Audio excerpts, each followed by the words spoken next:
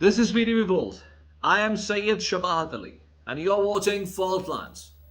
The recent wave of militant attacks in two different provinces of Pakistan, that is Balochistan and KP, have jolted the country once again. Back to back attacks on Job cantonment remind us of the porous borders that are still providing support to the militants to come from the other side of border, attack, and try to penetrate back in Afghanistan. Well, in this case, not only all the attackers were killed, but also Pakistan has taken up the diplomatic discourse to a higher level. But is diplomacy is going to be the last option that Pakistan is going to exercise? All of this in today's program. Team Fault Lines have prepared a package. Watch the package before I bring my first guest to the program. Pakistan has witnessed a sharp spike in terrorism across the country, which is perpetrated by the banned Tehreek-e-Taliban Pakistan and its splinter groups. Terror activities in the country have soared by 79% during the first half of 2023, a stats report released by independent think tank Pakistan Institute for Conflict and Security Studies showed. Pakistan has deplored the convenience and freedom with which militants have been launching attacks in Pakistan from Afghanistan and has been urging Afghan rulers to take action. Islamabad has repeatedly raised concerns over the use of Afghan soils by militants for cross-border terrorism. Defense Minister Khwaja Asif had strongly rebuked Afghanistan for disregarding vital obligations made in the Doha peace agreement, specifically its commitment to prevent the use of Afghan soil for terrorist activities. The top brass of the Pakistan Army has said that sanctuaries and liberty of action available to terrorists to proscribe TTP and other groups is one of the major reasons impacting the security of Pakistan. Amid Islamabad's call for Afghanistan to rein in militants responsible for escalating militancy within Pakistan, United States has also asked the Afghan Taliban to prevent their country from becoming a safe haven for terrorist attacks. Irrespective of Afghanistan's stance, Pakistan stands resolute in uprooting terrorism from its soil. Ladies and gentlemen, my first guest in the program is Syed Muhammad Khalid. Khalid is Director General of Command 11. It's an independent think tank working in Pakistan. Khalid, I welcome you to the show. First things first, Khalid, tell us the tensions are rising between Pakistan and Afghanistan once again. What do you believe can be primarily the trigger point of this tension? Assalamu alaikum, Shawad. If you recall, the last time we spoke on your program, I laid out a few of the problems that the Taliban would face if they were to accept the demands of the government of Pakistan to take action against the Tehreek-e-Taliban Pakistan.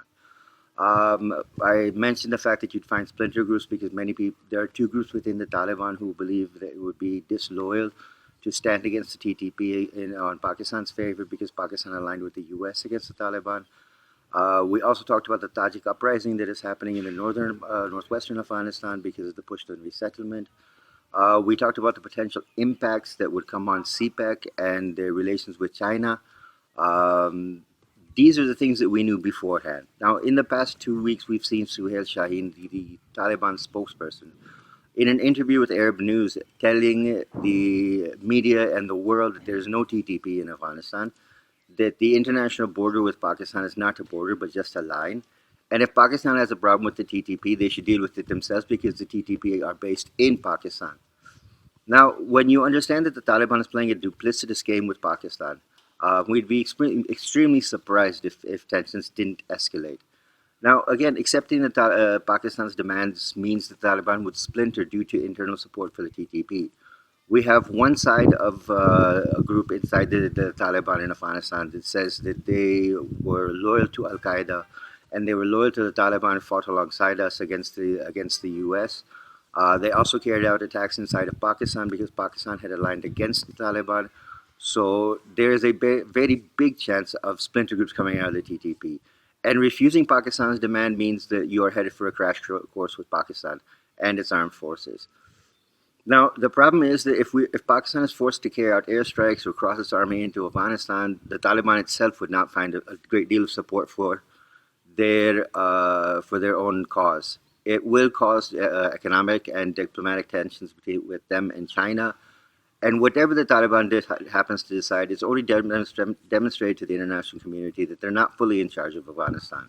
They are under the thumb of the jihadi groups and the warlords who benefit from these groups and their actions from the Afghan soil into Pakistan, into Iran, into other countries. And we need to make sure that Taliban needs to understand that this will not be accepted and we cannot allow this to continue.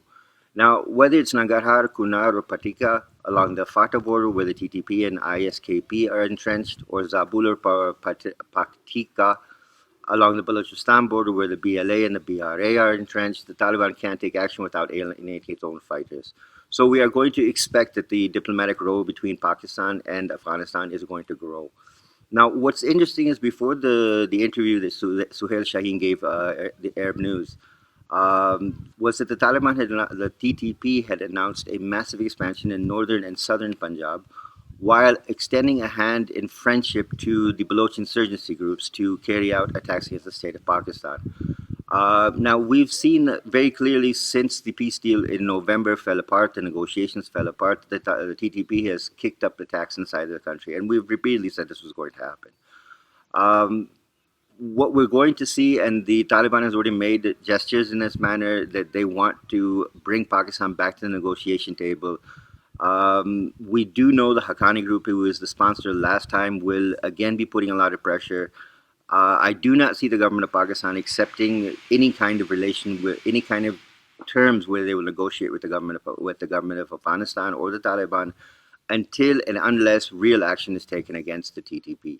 Now let's talk about the Job incident for a while. There were back-to-back two attacks on two consecutive days on the Job's cantonment.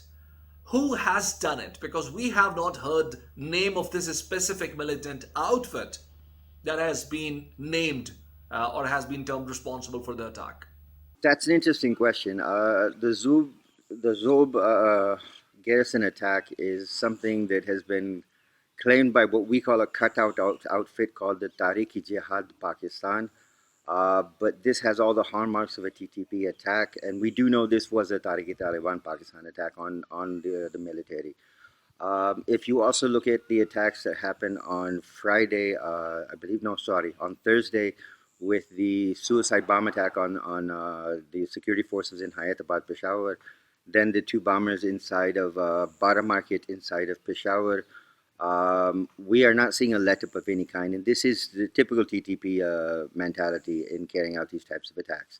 Now, we call the Tehreek-e-Jihad Pakistan a cutout because this is a group that has never claimed credit for any kind of an attack before, nor has there ever been any mention of this group in intelligence circles. So this is something that's been created to take credit for an attack, to bring pressure on the government of Pakistan. But this is not a new tactic for the TTP. We've seen this in the past with Jamaat al-Ahrar, with Ansar al-Sharia, and many other forms of TTP that have emerged.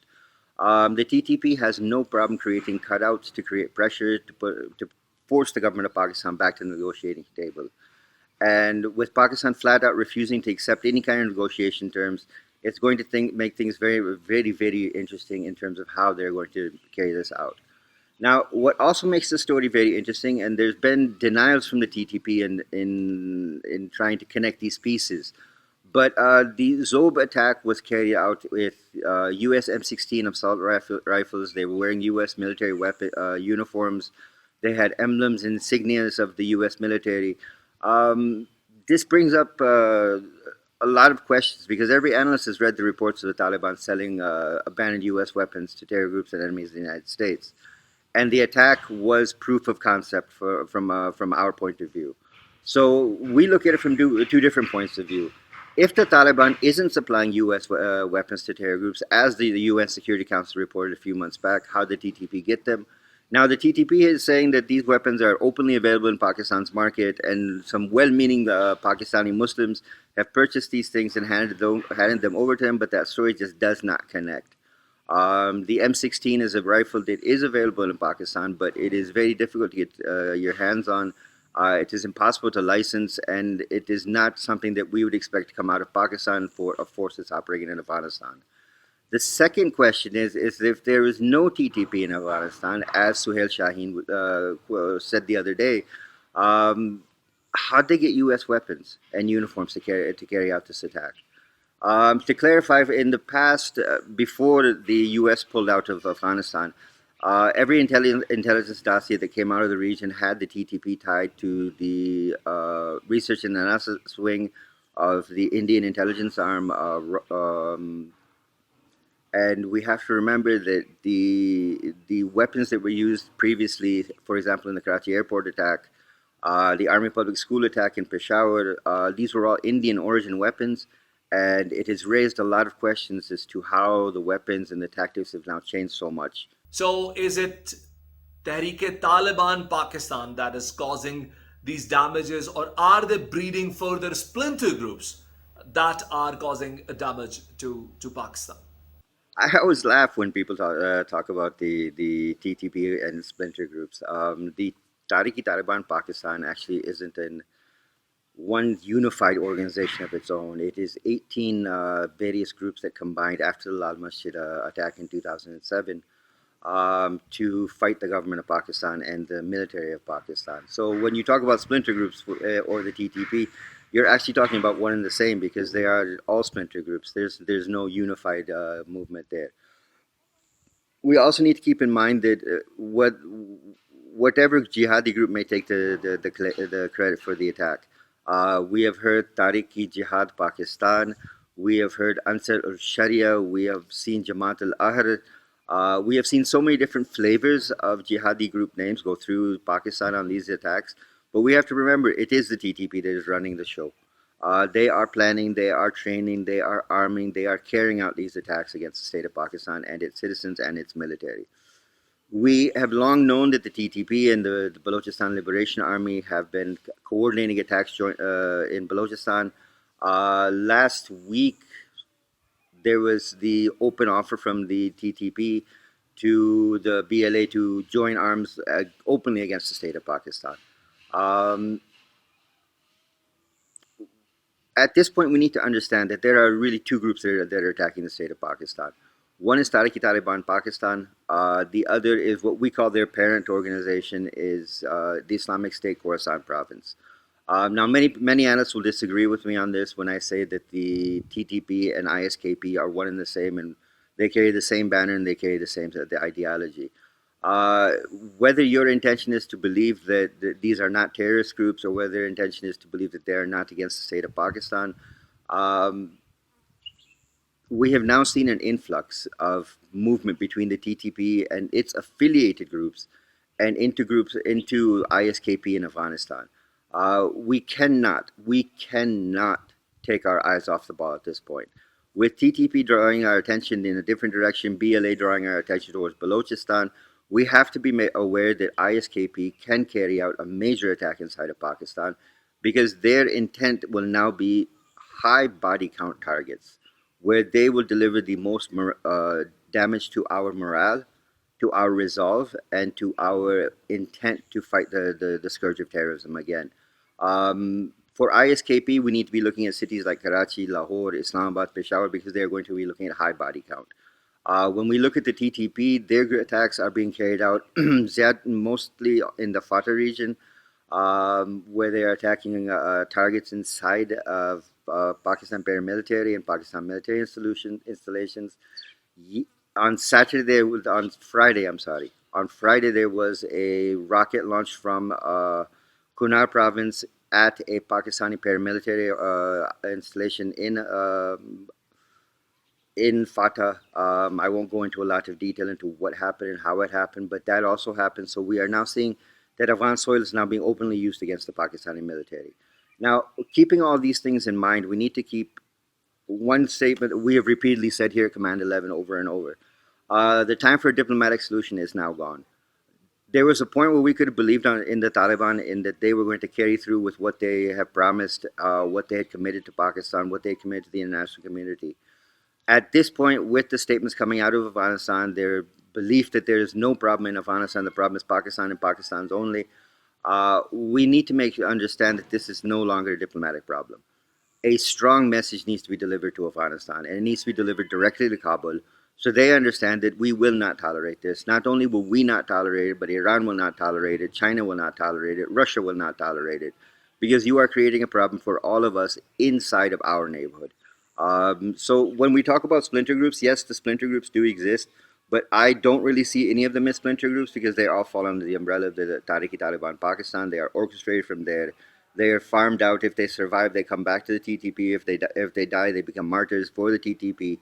Um, so we are not calling any of these splinter groups anymore. These are all armed wings of the TTP carrying different banners, but the intention is still the same. Khalid, how military leadership is looking into this matter? They must be very concerned because all these attacks that we have seen, in specifically in Balochistan, are targeting the law enforcement agencies and military in specific. So, how concerned is the military leadership at the moment? Well, first off, we need to forget the idea that this is just a something that Pakistan can solve on its own. The decisions that at one point were just from a military point of view are now military and political. Now, because the situation has grown to a point where it is expanding its foothold inside of Afghanistan and in Pakistan, any unilateral decision taken by Pakistan will affect numerous diplomatic relationships that we need to take into account. Pakistan also needs to keep in mind Suhail Shaheen's translation, interpretation of what the Doha Accords actually mean when he said that those were signed with the United States and that Pakistan should not be invoking those in any negotiations with the Taliban. The Doha Accords, in the true sense of the agreement, was a U.S. withdrawal plan. It was no more a form of government or form of anything else. It was the U.S. telling the Taliban that yes, we will leave your country, we will hand over control to your country, but you will fulfill these demands for us. First and foremost in those demands was that Afghan soil would not be used against any country in acts of terrorism, which is going on with Afghanistan and Pakistan right now. For Pakistan, for our political and our military leadership, we need to be very careful in how strategically we think in pressure points. Because if you're going to go to a solution that requires the Taliban to bend a knee to the international community, we need to find pressure points that will bring diplomatic, economic, trade, pinch them basically at their borders so that they will be looking for a way to solve the problem. Now, while many people would like to see a military solution to this problem, there is really no kinetic solution to this problem. You are talking about walking Pakistan's military into a country that has ISKP, Taliban, Baloch Liberation Army, Baloch Republican Army, the Taliban itself, numerous independent groups, Al Qaeda. You have weapons that have been planted for US and ISAF forces that are still in their places. You would literally be walking Pakistan's military into a hornet's nest where we would have no potential chance of winning. For Pakistan at this point, the best option is, if we're going to go with the military option, is with target strikes. These target strikes are controlled in force, they are limited regions, they are high intelligence, and they are high result strikes. And they can be confirmed whether we got our targets or not. Now, whether they take the form of target assassinations or they take the form of airstrikes, as the Pakistan Air Force did a few months back in Afghanistan, we will have to see which way the military of Pakistan decides to go with that one. Politically, Pakistan needs to build a pressure block. Now, that pressure block needs to include China, Russia, Iran, and they need to bring along the Central Asian republics to force the Taliban to take action against the terror groups that are operating from their soil. China's mining and investment contracts with the Taliban will bring economic difficulty will bring economic leverage to bring pressure on the Taliban. If Pakistan and Uzbekistan bring more trouble on the border, making it difficult to cross for Afghani goods or for Afghani people, it will bring more pressure on the Taliban to force them into taking action against these terror groups that are operating from there. Now, we have to understand that this is a tipping point. If at this point this region does not stand up against the Taliban and against these terror groups, tomorrow China will be a target of ETIM, Russia will be a target of ISKP, Pakistan will be a target of TTP as it has been, ISKP will take on Tajikistan and Uzbekistan. You are going to see a lot of problems being created. Now, while Suhail Shaheen has confused himself and given himself the belief that the Doha Accords were signed with the United States, someone needs to show him on a map that the United States does not live in this neighborhood. This neighborhood is Iran, Pakistan, Afghanistan, China, Russia, Uzbekistan, Tajikistan. You need to play by our rules. We don't need to play by yours. And this bloc can form a lot of problems for the Afghani people, for the Afghan government. And as long as Russia refuses to accept the Afghan people, the Afghan government as the Taliban, it creates more and more problems. What we need to see now is Pakistan take a leadership role in diplomacy. They need to bring the Chinese on board with them because the Chinese have been direct attacks targets of the TTP attacks and ISKP attacks. And there needs to be force brought on the Taliban at this point, right now, at this tipping point, so that the Taliban realizes that this will not be tolerated in this neighborhood anymore. And we've had enough. So this pressure block will bring sanctions, it will bring trade restrictions, it will bring pressure on all the points that will cause the Taliban to reconsider its position. If that does not work, we do have the kinetic option. In the meantime, we should be looking at target strikes where we send in teams, where we use assets inside of Afghanistan, and we carry out neutralization operations where we control what we need to control. If the TTP is not in Pakistan and is operating from Afghan soil and Afghanistan will not take action, then Pakistan must, because the security of the Pakistani people is the most important thing for us. Thank you very much, Khalid, for being guest in our program. Ladies and gentlemen, we'll take a break and we'll join you back with second segment of our program. Stay with us.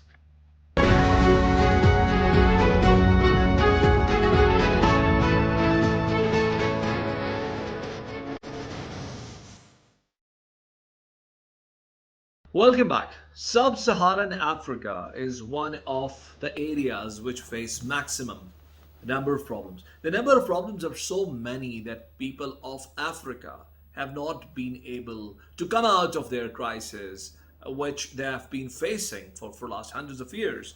Specifically, when we talk about the Sahel region, a region that consists of 6 different countries and has a collective population of over 100 million people, has now become home of a fresh wave of terrorism. Different insurgent groups like Al Qaeda and Daesh are trying to take advantage of the volatile state of affairs and trying to gain ground in this region of Africa, which they believe does not have enough significance or enough attention of the international community. So many observers are of the view that the major reason of penetration of these militant outfits in Sahel region is not only that this environment is also conducive because of the weakened state of affairs of the state, but also because they believe that international attention is not drawn immediately to the African countries. To talk about this, I have invited Ms. Aman Bazire, who's a political risk analyst and joining me from London. Ms. Aman, welcome to the show. Thank you so much for having me. First question is, Mali is becoming eye of a storm. And as we can see in different news items that have been published in international newspapers regarding Mali, it's caught in between two deadly sides fighting with each other. Tell us exactly what is happening in Mali. Absolutely. So the thing is, Sayed, that Mali has always been in that position. It's not a new thing for Mali. It's now indeed caught up between two two VEOs, so two terrorist groups in the region. But to go back, like slowly, to go back slowly, the country has suffered from terrorism and jihadi activity for so long, and this has been an issue since 2008. So the terrorists who fled Algeria, southern Algeria, came into Mali and finally took some sort of took over northern Mali or inhabited the region of northern Mali in 2008. And they were sort of looking for a safe haven. And they wanted to recruit new people from the Sahel region. So we call this region a Sahel region. So how did we come to this place? It all escalated since the Tuareg rebellion in 2012. This is when the Tuaregs and Arabs who inhabit northern Mali decided to start their fourth rebellion against the Malian government. And however, like sadly, that rebellion was hijacked by the Islamists or the jihadi groups. And since then, they've been present, they've been exerting their power, they've been even providing governance to some regions, installing checkpoints, recruiting from that wide pool of community. Currently, JNIM is Al Qaeda affiliated group that came to Mali since the rebellion. Currently, they have spread almost in every region in Mali, while IS militants are still concentrated in northern Mali, particularly Menaka region and half of Gao region. Now both of the groups are engaged in fighting, and at the same time they still attack national forces, with each group claiming to be protecting civilians against the other terrorist group. So it's not a new position for Mali. It didn't happen recently. It's been going on for a while. It started with jihadis coming to northern Mali in 2008 and establishing Al Qaeda branch and later JNIM group. Now, I started in 2005 to 2015. So a group of this Al Qaeda branch pledged allegiance to IS, and this is how IS in this region or in Sahel region have started. Um, it's now a difficult situation because the communities that are caught up in this violence are mostly Tuaregs and the Fulanis. So most of IS attacks in Mali, in northern Mali specifically, target civilians from the Tuareg community, especially the Dawsahak and Imgad. And since March 2022, ICE has been very frequent in its attacks. It used to be very sporadic. Now it's very frequent, very systematic, with the name of taking control of parts of Menaka and Gao regions. This happens for several reasons, and including the aim of accessing water and grazing land. So I hope this gives an overview of what's happening, but we can go into. And has the same problem penetrated the neighboring countries, Burkina Faso and Niger? Is it the spillover effect of the same problem? So yes, exactly. It is to a great extent the same situation, um, although it's more recent than Mali. So similar have challenges have been present in Burkina Faso and Niger. But now, if you look at, there are slight difference. So in Niger, for example, IS militants are more prevalent than in Mali, while in Burkina Faso, a faction of JNIM called Katibat Messina is calling the shots. So they have significant influence, and they have taken control of a large portion of Burkina Faso. So at the moment, almost half of Burkina Faso is out of the government's control. And when we talk about government's control, it doesn't necessarily mean that JNIM or Al Qaeda branch in this region is taking over and providing services to this region, but they are constantly conducting attacks, kidnapping civilians. So it lacks the security that normally states provide. So there are some differences, and the situation will definitely deteriorate with time, especially now that we have Wagner in Mali, we have the withdrawal. So the French, as you probably know, have withdraw forces from Mali. We will come to that later, Aman, but the question that I want to raise at the moment is why the law enforcement agencies, the military, is so helpless. Why the state is not capable to wipe out? Because we understand, as you were just mentioning, the French government has also tried to enhance the capacity of the law enforcement agencies. It hasn't worked as well. What can be the reason behind it, Aman? So I know it looks like the Malian armed forces. Let me start with the Malian armed forces. It looks like they're not doing much, and it looks like they're helpless, which is valid to think that. However, the Malian army is not doing anything. They are doing something. They have increased their city operations. They have expanded their operation on the ground. They have deployed more soldiers, more troops, established smaller camps in central Mali. So they are doing their bit, but the challenge is just too much. But we also have to address a problem within the Malian armed forces, which is not a new thing. It's not a new problem. They have corruption problems. Some soldiers are not getting paid. They are not well trained. There was even a report recently showing Malian soldiers training without ammunition. So they don't even have ammunition for training. So it's been like systematically weakened by successive governments that came to Mali. So in one hand, I can see why people think that the Malian armed forces are completely useless, but at the same time, I can see that they're doing the best they could, and this is why. So let me talk about also that you've asked about the training. The French actually, so the French have an operation in Mali, or used to have an operation in Mali called Operation Barkhane, which Emmanuel Macron, the French president, decided to withdraw. Operation Barkhane was an extension of another operation, Serval, that started in 2013.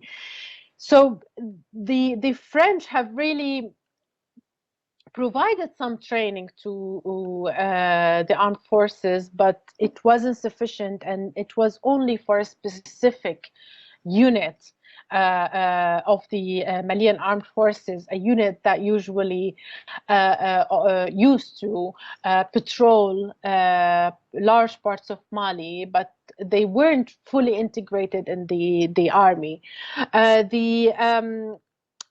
The training mission, the European training mission, was also providing some sort of training, but it wasn't really enough to get that army or armed forces, to get the armed forces to a level where they can combat that kind of jihadi threat or terrorist attacks.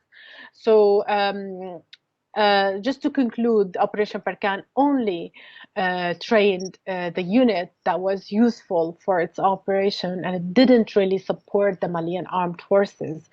Although they have, in many occasions, stated that their aim and their hope was to get the Malian armed forces to a place where they can fight that threat by themselves. So, is it because of the weakening state of the military and other paramilitary organizations that, according to the statistics that we have seen so far, the number of fatalities are constantly on the rise? Every year is proven out to be deadlier than the previous. Well, that's true. So many factors are playing a role in this. So we have now IS branch expanding in Mali, expanding in Niger, attacking civilians, specific civilians from the Tuareg group, specifically from the Imgad and the Dawsahag tribes and caste. So this is why we are witnessing a large fatality numbers on the ground happening in Mali.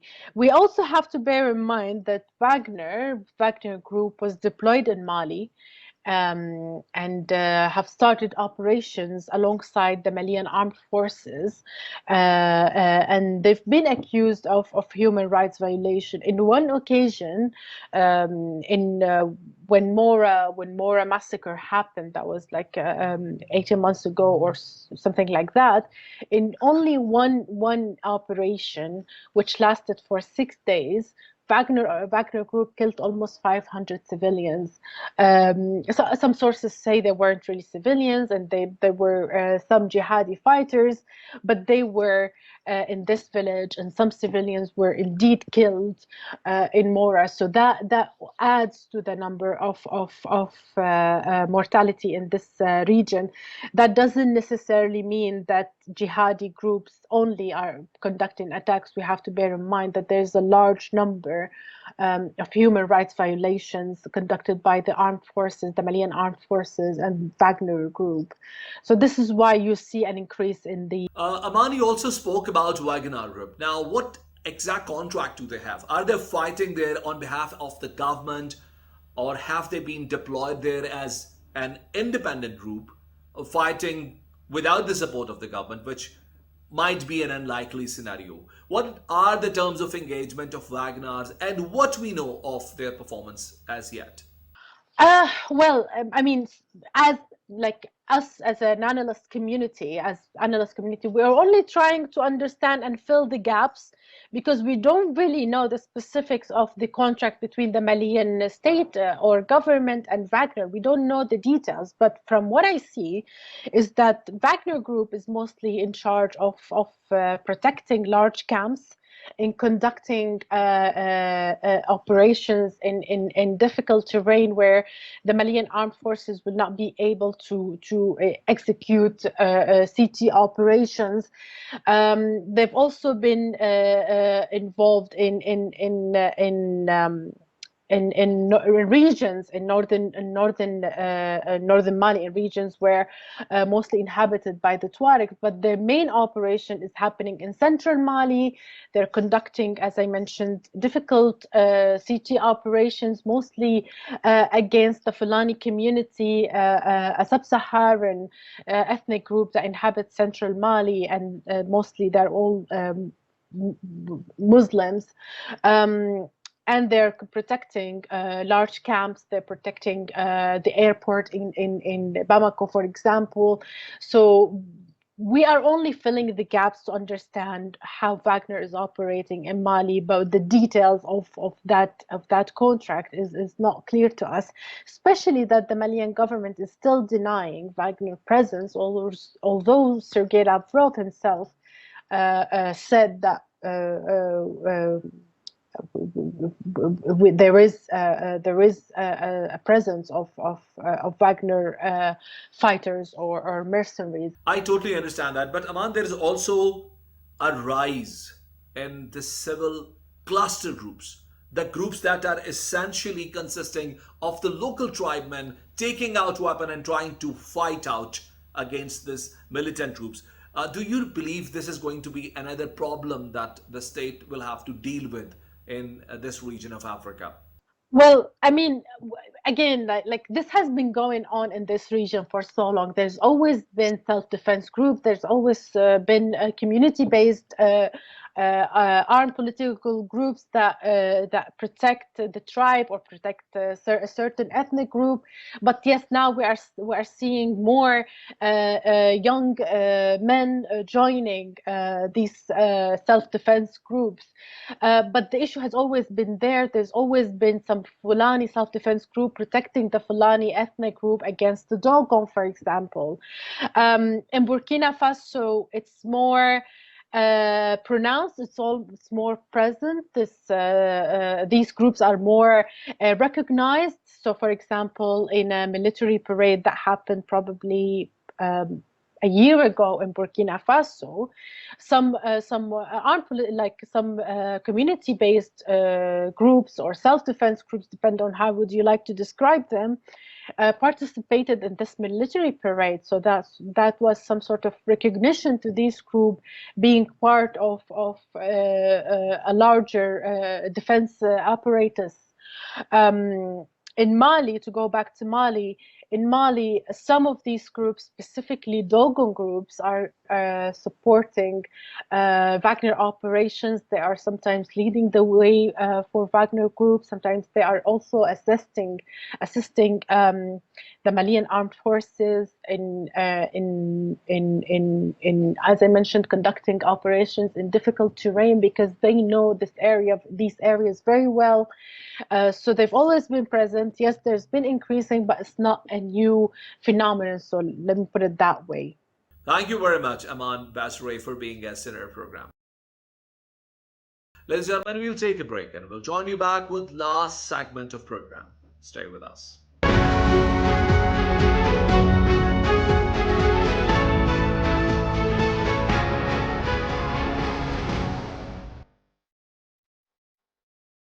Welcome back, ladies and gentlemen, to the last segment of program where we are going to talk about artificial intelligence. Artificial intelligence that has already started to reshape human life in many disciplines.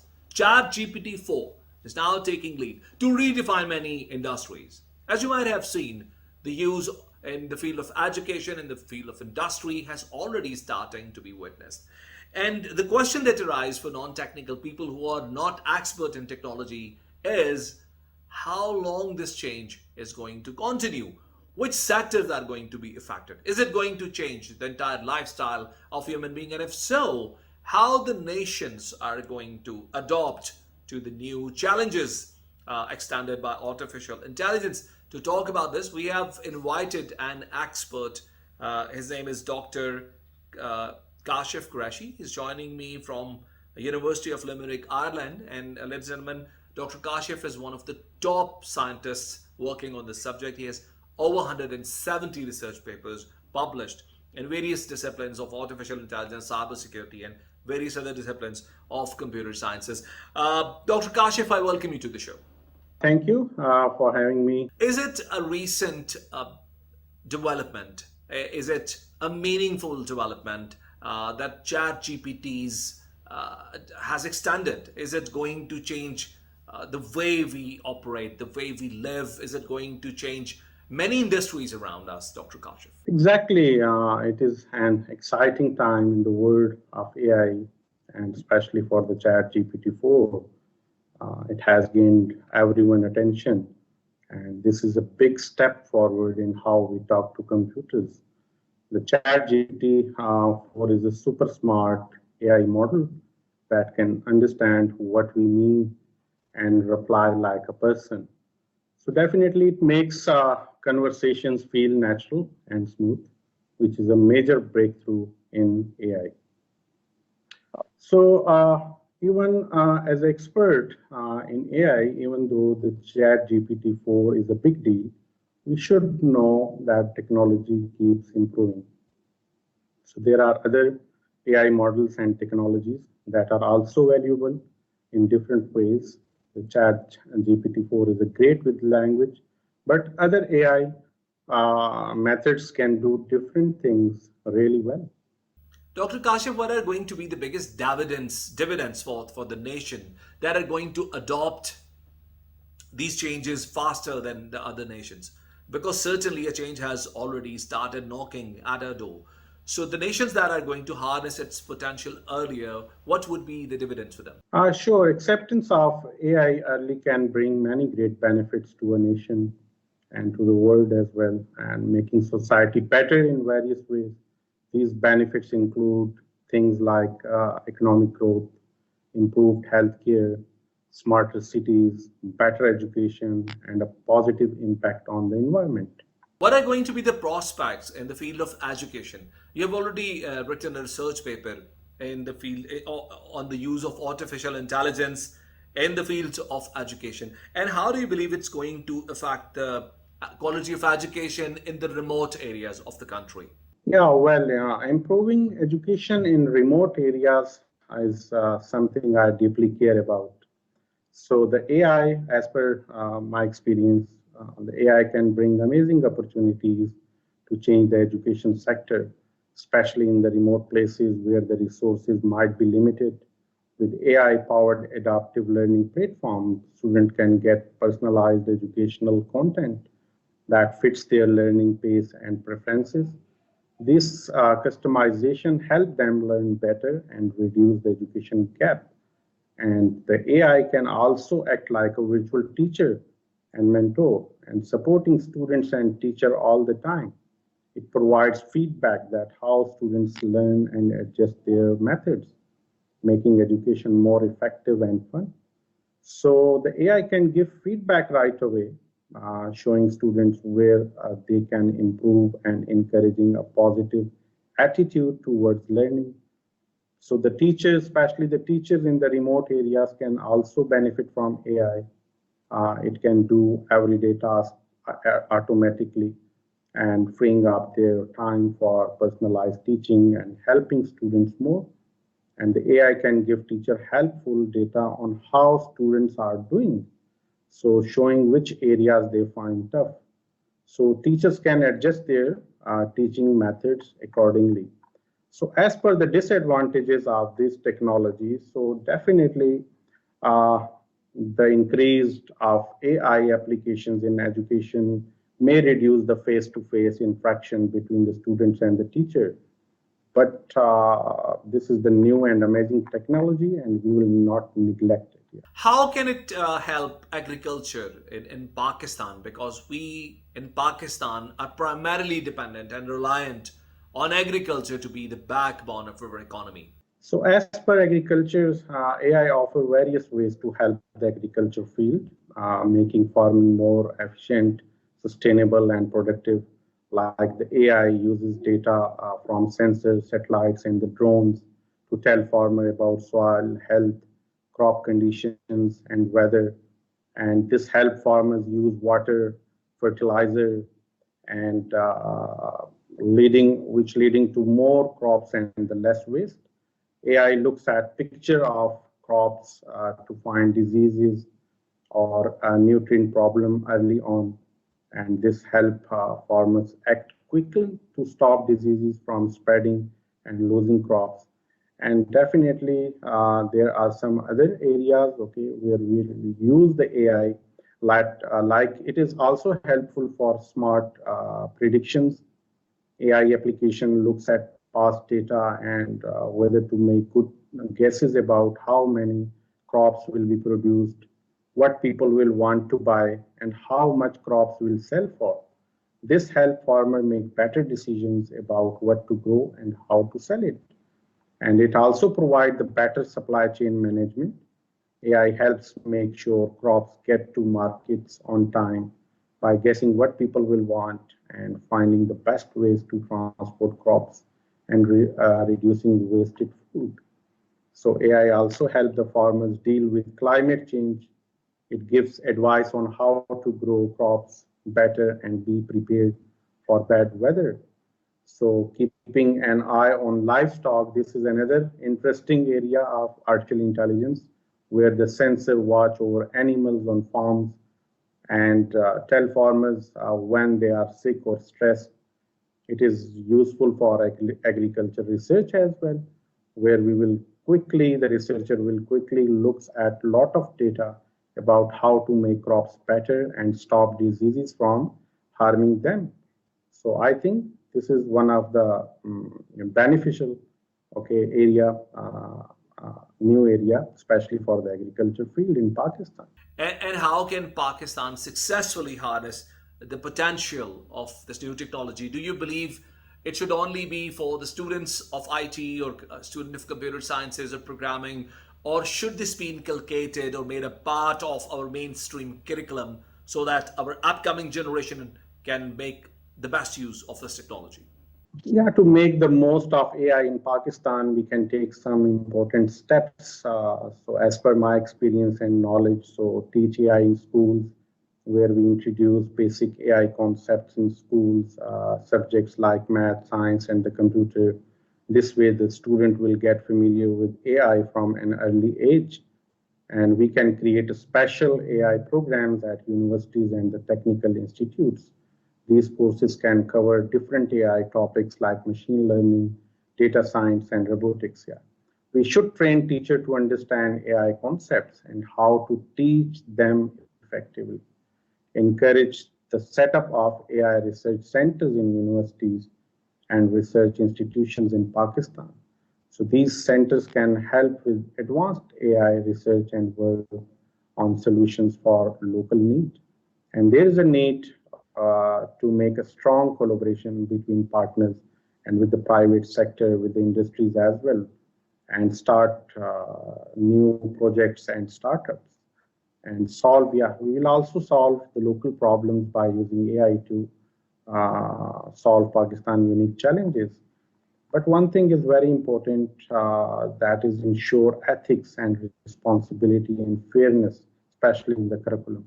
It is essential to use AI in a way that benefits everyone and avoid bias.